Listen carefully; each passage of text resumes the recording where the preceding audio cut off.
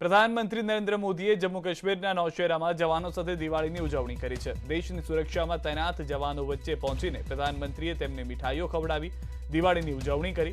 જવાનોને સંબોધન કરતા પ્રધાનમંત્રીએ કહ્યું કે હું અહીં એક પ્રધાનમંત્રી તરીકે નહીં પરંતુ પરિવારના એક સભ્ય તરીકે આવ્યો છું। હું ગુજરાતમાં મુખ્યમંત્રી હતો ત્યારથી જ હંમેશા સરહદ પર દિવાળીની ઉજવણી કરતો રહ્યો છું। પોતાના સંબોધનમાં પ્રધાનમંત્રીએ સર્જિકલ સ્ટ્રાઇકનો પણ ઉલ્લેખ કર્યો અને સૈન્યના પરાક્રમની પ્રશંસા કરી।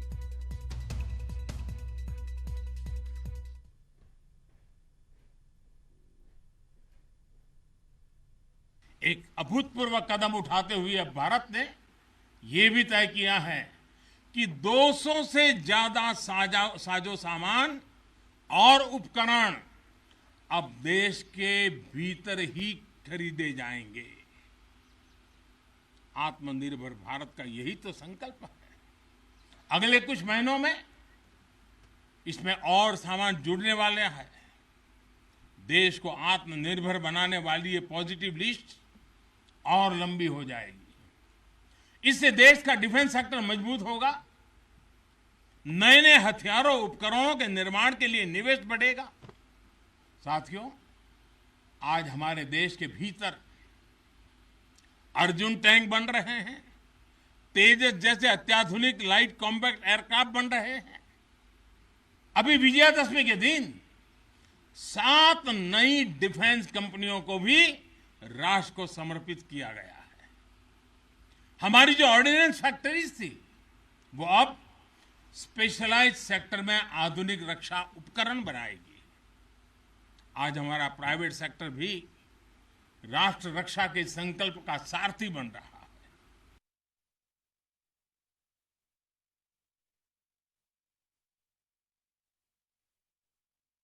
आज का भारत अपनी शक्तियों को लेकर भी सजग है और अपने संसाधनों को लेकर भी।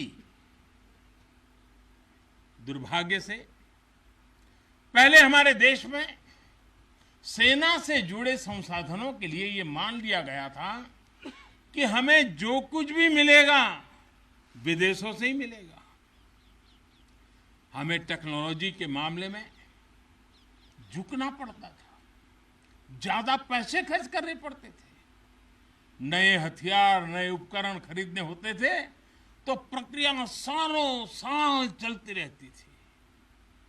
यानी एक अफसर फाइल शुरू करें, वो रिटायर हो जाए तब तक भी चीज नहीं पहुंचती थी। ऐसा ही कालखंड था। नतीजा ये कि जरूरत के समय हथियार फिर आपाधापी में खरीदे जाते थे। यहां तक कि स्पेयर पार्ट्स के लिए भी हम दूसरे देशों पर निर्भर रहते थे। डिफेंस सेक्टर में आत्मनिर्भरता का संकल्प उन पुरानी स्थितियों को बदलने का एक सशक्त मार्ग है। देश के रक्षा खर्च के लिए जो बजट होता है अब उसका करीब 65% देश के भीतर ही खरीदी पर खर्च हो रहा है। हमारे देश ये सब कर सकता है, करके दिखाया है। सर्जिकल स्ट्राइक में यहां की ब्रिगेड ने जो भूमिका निभाई वो हर देशवासी को गौरव से भर देता है। और वो दिन तो मैं हमेशा याद रखूंगा, क्योंकि मैं कुछ तय किया था सूर्यास्त के पहले कि सब लोग लौट करके आ जाने चाहिए। और मैं हर पल फोन की घंटी पर टिकटका के बैठा हुआ था कि आखिर से आखिर मेरा जवान पहुंच गया क्या, और कोई भी नुकसान किए बिना ये मेरे वीर जवान लौट करके आ गए, पराक्रम करके आ गए, सिद्धि प्राप्त करके आ गए। सर्जिकल स्ट्राइक के बाद यहां अशांति फैलाने के अनगिनत कुत्सित प्रयास हुए, आज भी होते हैं, लेकिन हर बार आतंकवाद को मुंह तोड़ जवाब मिलता है। असत्य और अन्याय के खिलाफ इस धरती में एक स्वाभाविक प्रेरणा है। देश के अन्य हिस्सों में बड़ी संख्या में लोग आज दिवाली का जब दूसरा दिन होता है तो नववर्ष की भी शुरुआत करते हैं। और हमारे यहाँ तो हिसाब किताब भी दिवाली के से पूरा होता है और दिवाली के दूसरे दिन से शुरू होता है। खास करके गुजरात में कल नया साल होता है। तो मैं आज नौशेरा की इस वीर भूमि से गुजरात के लोगों को भी और जहाँ जहाँ नववर्ष मनाते उन सबको भी अनेक अनेक मंगल कामनाएं उनके लिए देता हूँ। અને સમાચાર પર નજર કરીએ। અરવલ્લીમાં માર્ગ અકસ્માતમાં 3 લોકોના મૃત્યુ થઈ ગયા છે। ધનસુરાના રહિયોલ નજીક કાર અને ટેમ્પા વચ્ચે અકસ્માત થયો। કારમાં સવાર 3ના મોત થયા છે, 2 વ્યક્તિ ઘાયલ થયા છે। 3 મોબાઈલ ફોન અને 50,000 રોકડા સ્થાનિકોએ પોલીસને આપ્યા છે। મૃતકોને પીએમ માટે ધનસુરા સામૂહિક આરોગ્ય કેન્દ્ર ખાતે લઈ જવાયા। ઘાયલોને સારવાર માટે મોડાસા ખાતે ખસેડાયા હતા। ધનસુરા પોલીસે ઘટના સ્થળે પહોંચી અને તપાસ શરૂ કરી છે।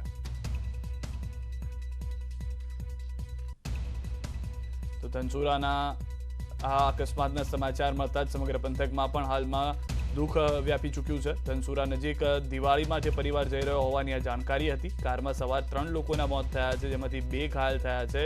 કુલ 5 લોકો કારમાં સવાર હોવાની હાલમાં પ્રાથમિક માહિતી છે। કારમાં સવાર 3ના મોત થઈ ચૂક્યા છે, જ્યારે અન્ય 2 લોકો ઘાયલ થયા છે। અરવલ્લીમાં માર્ગ અકસ્માતમાં આ સમાચાર મળી રહ્યા છે। કારનો કચ્ચાઘાણ નીકળી ચૂક્યો છે। પોલીસ ઘટના સ્થળે પહોંચી અને પંચનામું કરી સમગ્ર તપાસ કરી રહી છે ઘટનાને લઈને।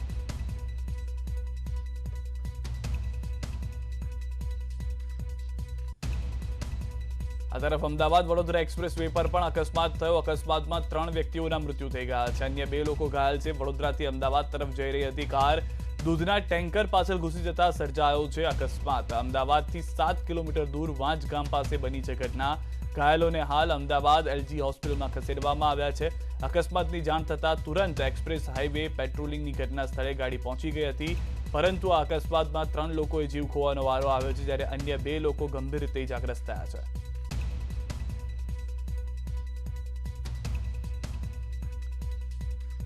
વહેલી સવારની આ ઘટના છે। અમદાવાદ આવી રહ્યો હતો પરિવાર વડોદરાથી, તે દરમિયાન આ અમદાવાદથી 7 કિલોમીટર દૂર જ અકસ્માત થયો છે। એક્સપ્રેસ વે પર અકસ્માતને લઈને પેટ્રોલિંગની જે ગાડી હતી તે તુરંત ઘટના સ્થળે પહોંચી હતી, પરંતુ સારવાર મળે તે પહેલા જ 3 લોકોના મૃત્યુ થયા હોવાની જાણકારી મળી, જ્યારે 2 લોકો ઇજાગ્રસ્ત થયા હતા। હાલમાં ઇજાગ્રસ્ત લોકોને સારવાર માટે ખસેડવામાં આવ્યા છે। વડોદરાથી અમદાવાદ આવતા વાંચ ગામ પાસે આ અકસ્માત થયો છે। અકસ્માતમાં હાલમાં જે જાણકારી છે તે પ્રમાણે એક ગાડી દૂધના ટેન્કરની પાછળ ઘૂસી ગઈ અને જેના કારણે જ આ અકસ્માત થયો છે। વહેલી સવારની આ ઘટના ડ્રાઈવરે કાબુ સ્ટીયરિંગ પરથી ગુમાવ્યો હોવાની પ્રાથમિક જાણકારી છે।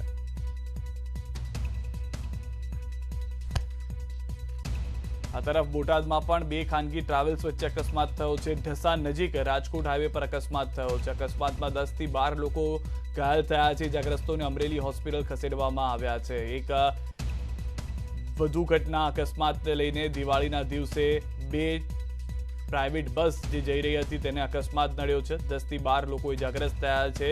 ઢસા ગામ છે, ઢસા નજીક આ રાજકોટ હાઈવે પરની ઘટના છે કે જેમાં 12 લોકો ઇજાગ્રસ્ત થયા છે, જેઓને સારવાર માટે ખસેડવામાં આવ્યા છે।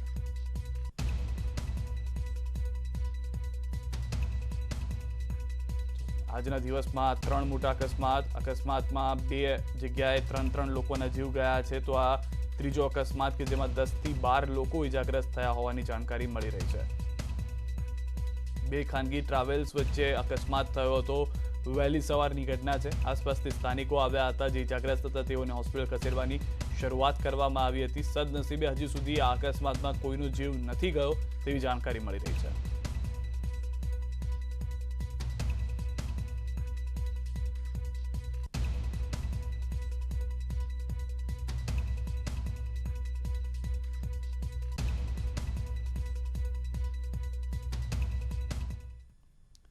અને સમાચાર પર નજર કરીએ। દિવાળીના તહેવારોમાં વાલીઓ તમારા બાળકોનું ધ્યાન રાખજો, કારણ કે દરેક વાલીઓ માટે ચેતવણીરૂપ કિસ્સો સુરતમાં બન્યો છે। સુરતના ડિંડોલીમાં 10 રૂપિયાના પોપઅપે 3 વર્ષના બાળકનો જીવ લઈ લીધો છે। 3 વર્ષનું બાળક પોપઅપ ગળી ગયું હતું, જે બાદ બાળકને ભારે ઝાડા ઉલટી થયા। હોસ્પિટલ ખસેડવામાં આવ્યો બાળકને, જ્યાં તે બાળકને મૃત જાહેર કરાયો। આ બાળક 24 કલાક બીમાર રહ્યા બાદ બાળકને ઝાડા ઉલટી થયા હતા। સુથારી કામ કરતા મૂળ બિહારના વતની બાળકના પિતાએ બાળક માટે ફટાકડા લાવ્યા હતા અને ઘરમાં પડેલા પોપઅપને બાળક ગળી ગયું હતું, જે બાદ બાળક બીમાર પડ્યું અને દવા લીધા બાદ પણ સારું ન થયું, પરંતુ ઝાડા ઉલટીમાં પોપઅપ ફટાકડા નીકળ્યા બાદ વધુ સારવાર માટે સિવિલ હોસ્પિટલ લવાયું હતું, જ્યાં તબીબોએ બાળકને મૃત જાહેર કર્યો।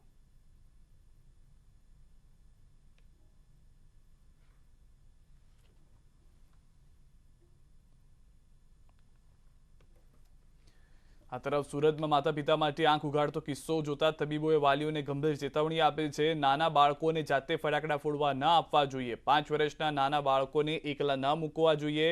શ્વાસનળીમાં કંઈ પણ જઈ શકે છે. બાળકની શ્વાસનળીમાં ફટાકડા કે અન્ય વસ્તુ જાય છે તો બાળકનું મોત થઈ શકે છે. દિવાળીમાં બાળકો અવાજથી ડરે છે, એલર્જી થતી હોય. બાળકોને ધુમાડાથી દૂર રાખવા જોઈએ. તે પણ ડોક્ટર્સ તરફથી સતત એ બાળકોના માતા પિતા માટે છે કે જેના બાળકો 5 વર્ષથી નાના છે. સુરતમાં જે ઘટના સામે આવી છે, 3 વર્ષનું બાળક છે. 3 વર્ષનું બાળકને ના સમજ હોય એટલે એ બાળકના હાથમાં કંઈ પણ વસ્તુ આવે તો એ મોઢામાં નાખશે.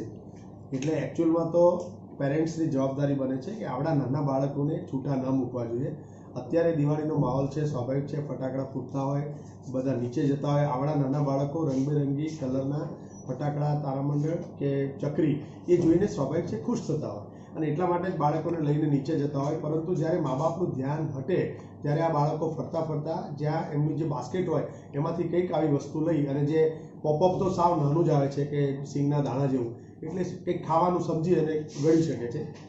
બાળકો જ્યારે આપણે લઈને નીચે જતા હોઈએ ત્યારે ખાસ ધ્યાન રાખવાનું છે કે આપણે એના ઉપર કોન્સ્ટન્ટ નજર રહે. બાળકો એકલા છૂટા ના જાય અને આ તો ઠીક છે ગળી ગયું, પણ બાળકને બર્ન્સ પણ થઈ શકે છે. કોઈ આપણે ધ્યાન ના રાખીએ તો એના હિસાબે દાઝી શકે. કોઈ આજુબાજુ જે લોકો ફટાકડા ફોડતા હોય એના હિસાબે પણ નુકસાન થઈ શકે.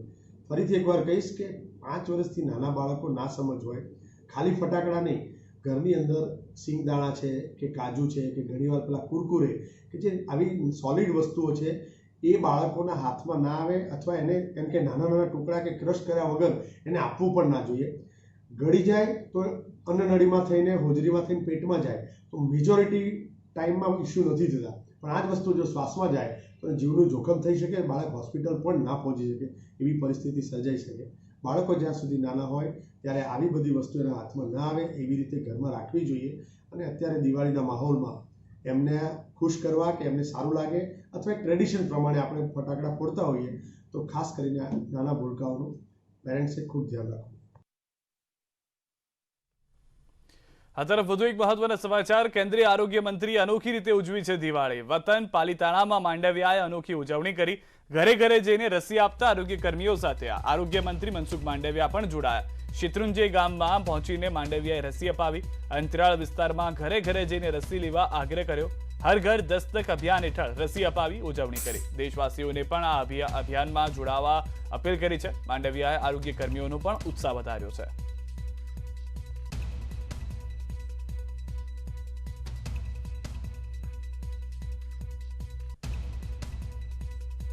कल माननीय श्री मोदी जी ने बताया कि हर घर दस्तक कार्यक्रम टीकाकरण करना है, तो आज यहाँ पाणियाड़ी गांव में पालीताना तालुका के शत्रुंजय डैम में केंद्रीय मिनिस्टर हेल्थ में मांडविया सर के साथ में हेल्थ में आज छुट्टी होने के बावजूद भी कर्मचारियों ने हर घर दस्तक कार्यक्रम की शुरुआत की और मांडविया सर ने खुद आके यहाँ झुपड़पट्टी में गरीब लोगों को समझाया और वैक्सीन की कामगिरी का हर घर दस्तक कार्यक्रम का शुभारंभ किया और सभी लोगों ने उत्साह से वैक्सीन भी ली.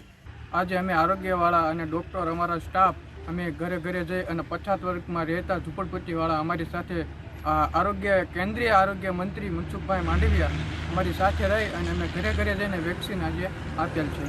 અમને સમજાવવામાં આવ્યું છે કે જે પહેલા ડોઝમાં કોઈ બાકી હોય તેને સમજાવીને અમે એને વેક્સિનેશન આજે અપાયું છે અને બીજા ડોઝમાં કોઈ બાકી હતું એને અમે સમજાવીને એને આજે પૂરું કરાવ્યું છે. દિવાળીના પર્વમાં ઉજવણી સાથે જરૂરિયાતમંદોને મદદ કરવાનું પણ અનોખું મહત્વ રહેલું છે. ત્યારે અમદાવાદના બાપુનગર ભીડભંજન હનુમાનજી મંદિરે જરૂરિયાતમંદ લોકોને મીઠાઈ અને ફરસાણનું વિતરણ કરાયું. નિવૃત્ત ડીવાયએસપી તરુણકુમાર બારોટે જરૂરિયાતમંદોને મદદ કરી. આનંદ અમૃત ચેરિટેબલ ટ્રસ્ટના સદાવ્રતમાં 400 જેટલા જરૂરિયાતમંદ લોકોને મીઠાઈ તેમજ ફરસાણના પેકેટોનું વિતરણ કર્યું. સુરેન્દ્રનગરના પાટડીમાં રહેતા વિજયભાઈ અને મીનાબેન દેસાઈના દીકરા પારાઓ અને પુત્રવધુ નિહલના ઘરે દીકરાનો જન્મ થતા ઢોલ નગારા સાથે સામૈયું કર્યું, સ્વાગત કર્યું. પરિવારની તેમજ આસપાસની મહિલાઓ દ્વારા કંકુ પગલા સાથે દીકરીનું સ્વાગત કરવામાં આવ્યું. શણગારેલી કારમાં દીકરીને વાજતે ગાજતે ઘરે લાવી સાચા અર્થમાં દીકરીનો જન્મોત્સવ મનાવવામાં આવ્યો. દીકરીના જન્મના વધામણા કરી દેસાઈ પરિવાર દ્વારા આજના સમયમાં પણ દીકરા દીકરી વચ્ચે ભેદભાવ કરતા લોકો માટે ઉદાહરણરૂપ કાર્ય કર્યું.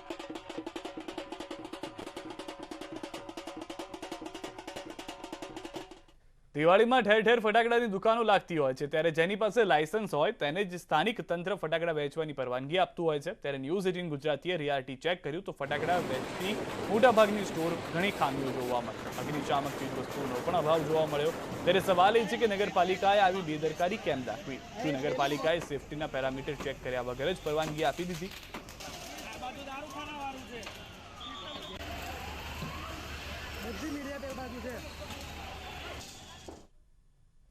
દારૂખાનું હવે સિઝનના છેલ્લા 2-3 દિવસ હોય છે એટલે સ્ટોક આવતો રહે છે અને પતતો રહે છે, એટલે બહુ મોટા પાયે જથ્થો રાખવાની અમે કરતા બી નથી। અત્યારે બી હોય ઘરાકીના હિસાબે સાહેબ થોડુંક રહી છે। એ આગની ઘટના જે બની હતી એના સંદર્ભે પણ આપેલી છે અને આમ પણ કાયમી સૂચનાઓ લાયસન્સ સાથે અમે આપીએ છીએ। હંગામી પરવાનો હોય તો એના માટેનો નિયમ છે કે એમણે ત્યાં પાણીની વ્યવસ્થા રાખવી પડે છે, કાં તો બેરલ રાખે, કાં તો ડોલ રાખે, ત્યાં આગળ ફાયર એક્સ્ટિંગ્વિશર રાખે। સમાચારોમાં હાલ રૂકેશ વિરામ માટે આપ જોડાયેલા રહો ન્યૂઝ 18 ગુજરાતી સાથે।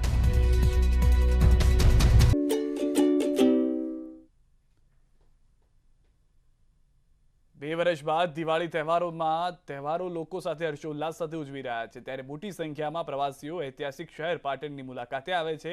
એક વખતની ગુજરાતની રાજધાની રહેલું આ ઐતિહાસિક નગરનો ઇતિહાસ ખૂબ રસપ્રદ છે।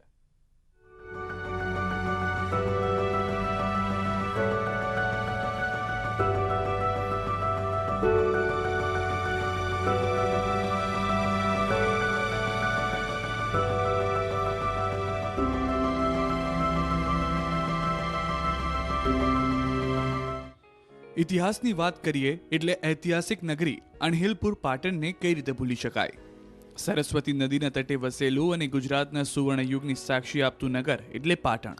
ગુજરાતના સામ્રાજ્યનો પાયો નાખનાર વનરાજ ચાવડાના બાળમિત્ર અને સહાયક ભરવાડ અણહિલના નામ પરથી પાટણનું નામ પડ્યું હોવાનું કહેવાય છે।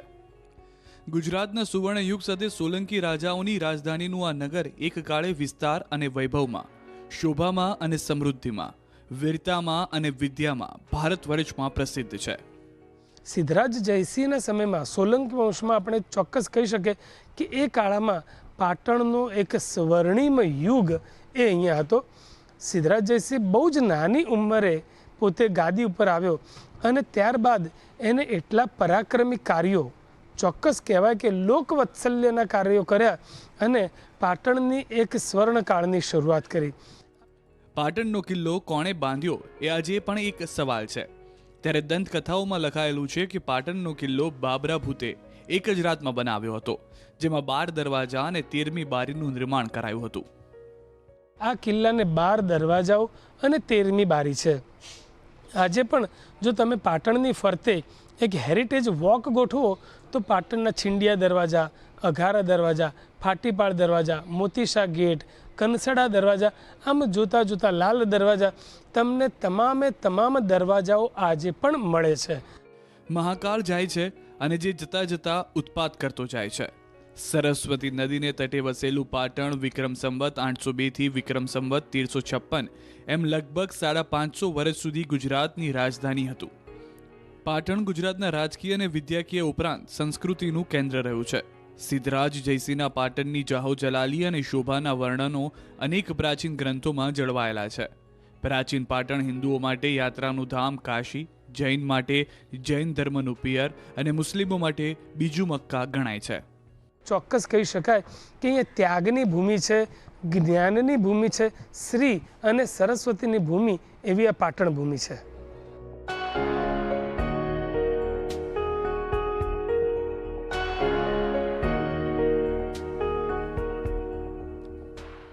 Bureau report news 18 Gujarati. હવે વાત કરીએ અન્નદાતાની।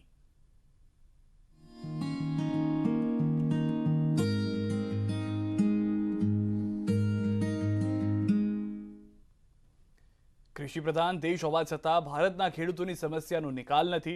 રસાયણ આધારિત ખેતીથી પાક ઉત્પાદન અને જમીનની ફળદ્રુપતા ઘટી રહી છે, ત્યારે અરવલ્લીના ભાવેશ પટેલ જેવા ખેડૂતોએ સજીવ ખેતી કરીને આશાનું દીપ પ્રગટાવ્યું છે।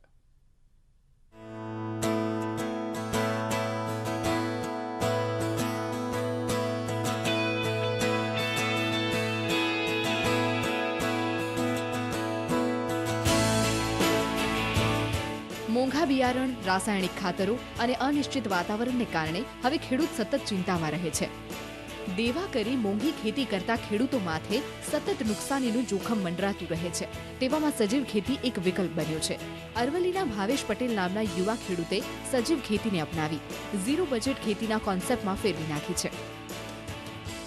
જે ઝીરો બજેટ ખેતી ચાલે છે એમાં અમે ખેડૂતોને ઓછા ખર્ચે જે ખેતી થાય એ પ્રમાણે પ્રયાસ કરાવીએ છીએ, જેથી રાસાયણિક ખાતર નાબૂદ થાય. વત્તા અમે ઘરે ઘરે જઈ ગામે ગામે જઈ અને તાલીમ કરાવી અને 3500 થી 4000 જેવા ખેડૂતોને અમે તાલીમ આપી છે. રાસાયણિક ખાતરથી લાંબા ગાળે જમીનની ફળદ્રુપતા ઘટે છે, સાથે જ જમીન કઠણ બનતી જાય છે, તો પોષક તત્વો ઘટતા પાક પર દુષ્પ્રભાવ પણ પડે છે. જ્યારે પહેલામાં તમે રાસાયણિક માટે પાયાનું ખાતર તમે અન્ય યુરિયા, ડીએપી, ફોરેટ જેવા ખાતરો આપતા હતા, ત્યારે એ વસ્તુમાં એ છોટ્યા પછી ખરેખર જમીનમાં ફળદ્રુપતા નથી સચવાતી અને જમીન પણ કડક થઈ જતી. ત્યારે અંદર રાસાયણિક તત્વોથી જમીન પણ બગડતી હતી, તમારું આરોગ્ય પણ બગડતું. જ્યારે મેં આ સુભાષ પાલેકર દેશી ગાય આધારિત ખેતી કરી ત્યારે તમે જોઈ શકો છો 20 નંબર જાતમાં કેટલા દાણા લાગેલા છે. મોંઘા ભાવની જંતુનાશક દવાઓના બદલે પ્રાકૃતિક દવાઓ બનાવવી વધુ સહેલી છે, જે સારા પરિણામ આપે છે. 100 કરોડ રસીકરણનો લક્ષ્યાંક આપણે પ્રાપ્ત કર્યો, જેને હવે એક અઠવાડિયું વીતી ગયું. પરંતુ આ યાદ રાખવું જરૂરી છે કે આપણો કોરોનાને નાબૂદ કરવાનો સંકલ્પ હજી પૂરો નથી થયો. એટલે જ પ્રધાનમંત્રી મોદી દેશમાં ચાલી રહેલા અભિયાન રસીકરણને લઈને ચાંપતી નજર રાખી રહ્યા છે. બુધવારે પણ વિદેશ પ્રવાસ પરથી પરત ફર્યા બાદ થોડા જ સમયમાં પીએમએ કોરોના રસીકરણમાં પાછળ રહેલા જિલ્લાઓની સ્થિતિની સમીક્ષા કરી.